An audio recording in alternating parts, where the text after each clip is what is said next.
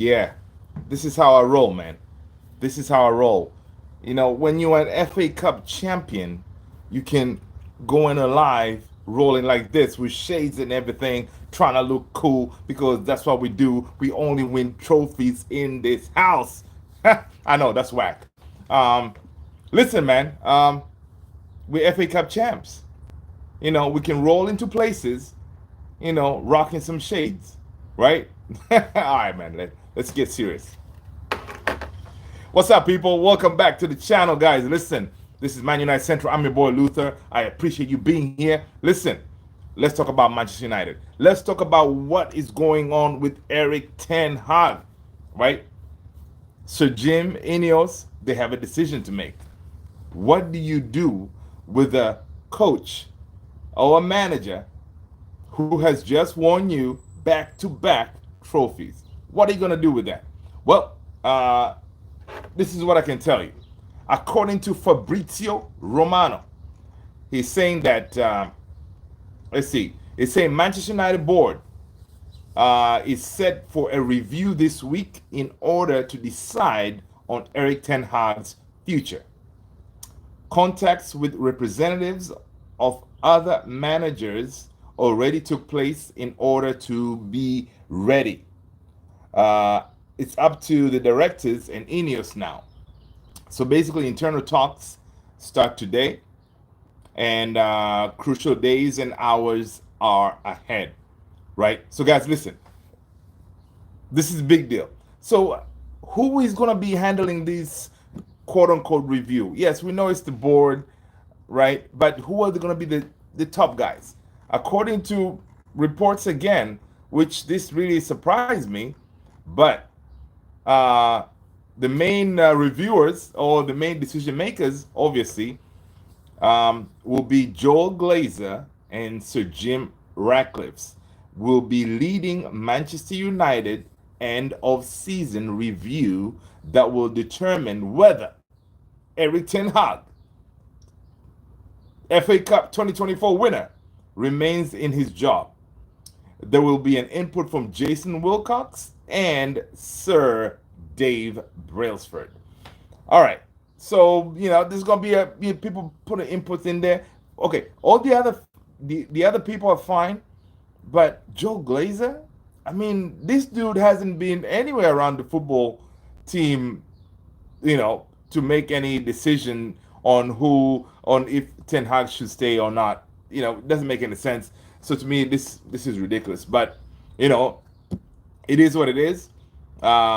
The Glazers still own a huge chunk of Manchester United. Sir Jim and his team, they are the footballing brains. So, we'll see what they decide to do. But one thing I can say is this, guys. Let me fix my phone here.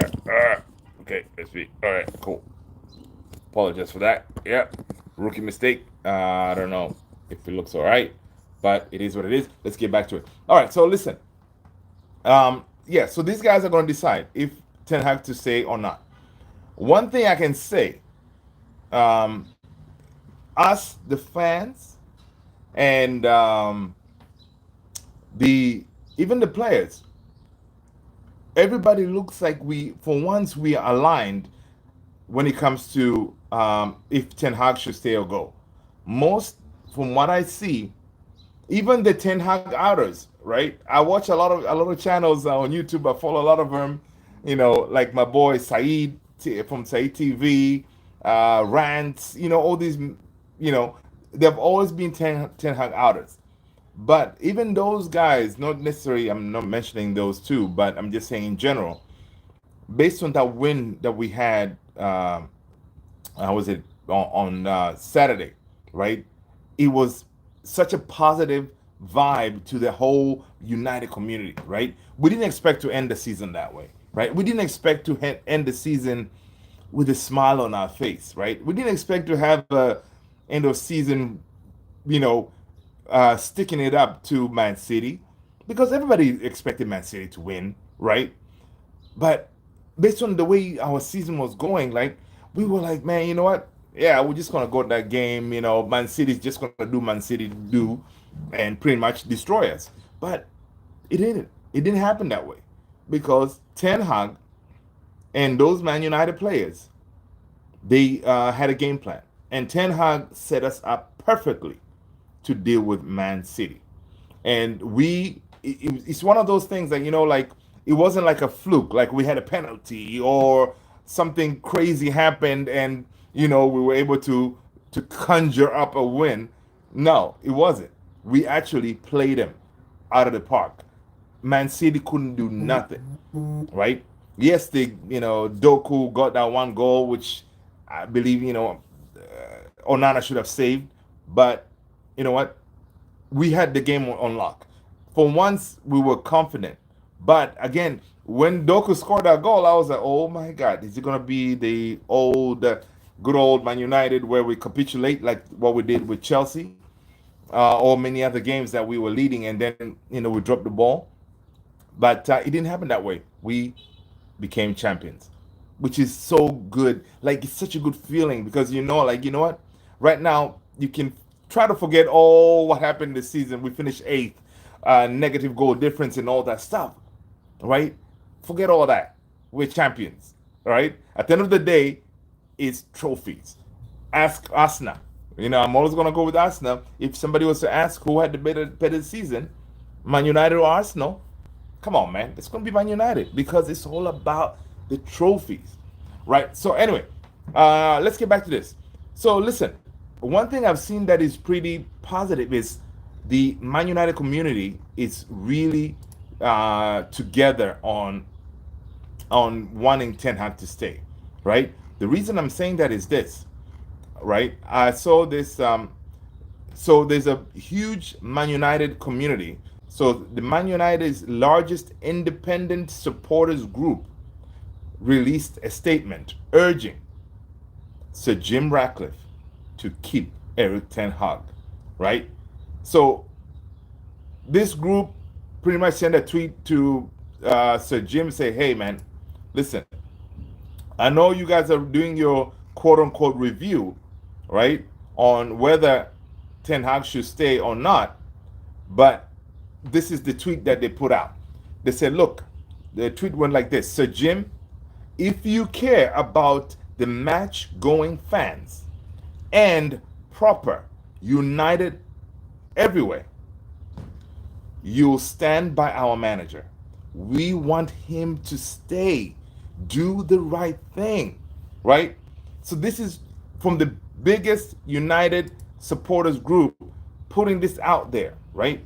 They're backing this manager. They're saying, look, Sir Jim, you don't want to go against us, right?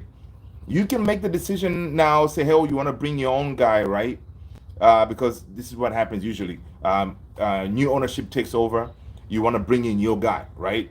Because your guy will be in line with how you want to operate going forward, right? So basically, from this, we see that, look, the supporters, everybody's united. We're united because we want Ten Hag to be given a chance.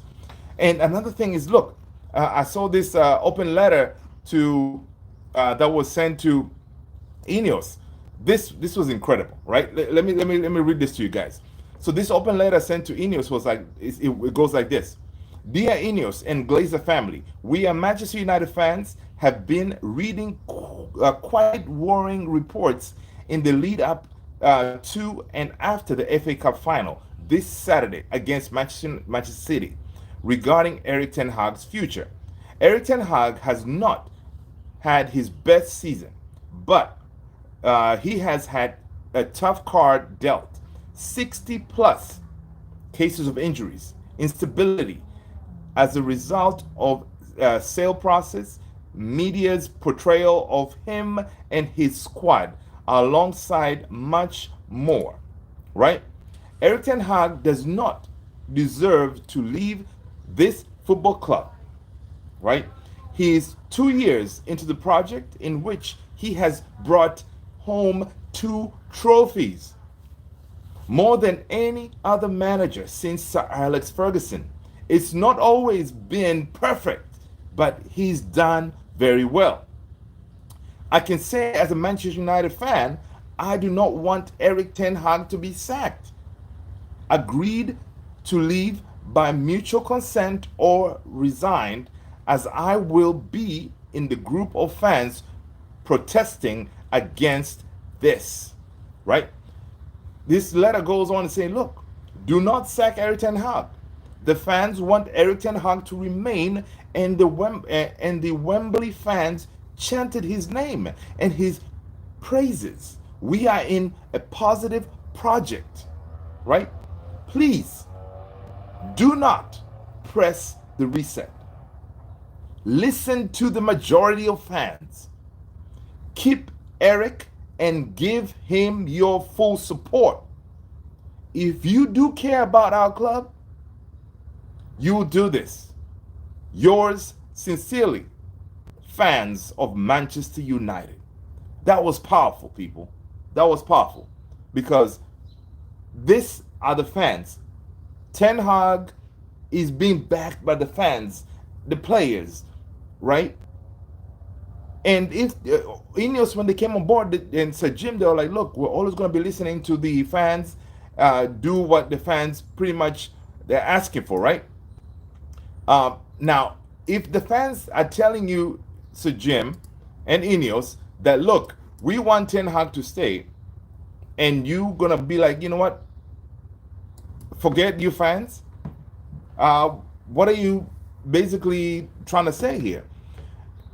The reason that Manchester United is profitable, the number one spot of the best when it comes to revenue, even though we haven't won anything in forever, right? Forbes, I think it was Forbes who reported us we're number one. You know, second is Real Madrid. Real Madrid have won everything, but we're still number one. The reason we're number one is because of these things, the jerseys that us fans buy, right? Or the match going fans. I'm not in the in the UK, so I cannot go to the games. But they're fans that who are season ticket holders. They're constantly going to these games, right? So these fans, they go to the game, and it's all about the fans. The fans are the ones that bring in the money to the team, right? So if Ineos, Sir Jim, you guys are gonna say, you know what, forget about what the fans think. We're gonna make the decision, whatever we want to do. You know, it's our call, and then we're just gonna, deal with it. I think it's gonna be a wrong move.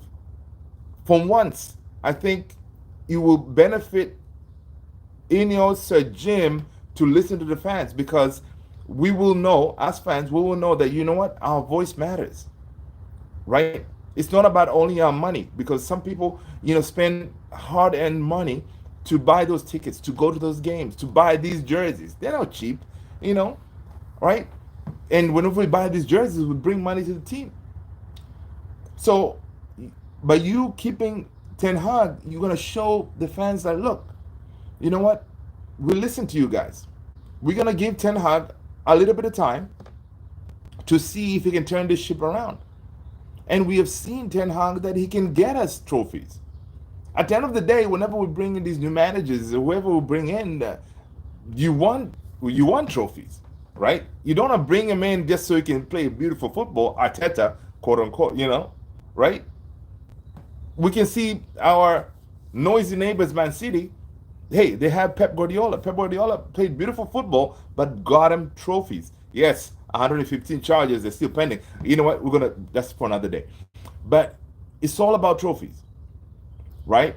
And if we become successful on the field, I cannot imagine how much revenue and money we're going to bring into that team, right? So, and if you already have a coach, a manager who's there now, who already knows all the knacks and croony, the cracks that are happening in that team, all the terrible culture that he inherited, he dealt with it. And he already knows what's going on. He already knows what needs to be done to move forward. You cannot sack him. You got to give him a chance, right?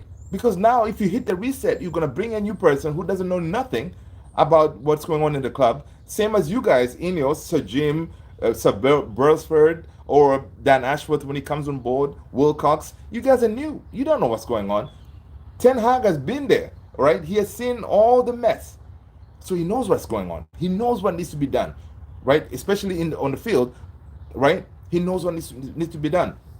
So I would implore you, and I'm sure you are hearing this from everywhere, as you guys are making this review on Ten Hag, to really think, right?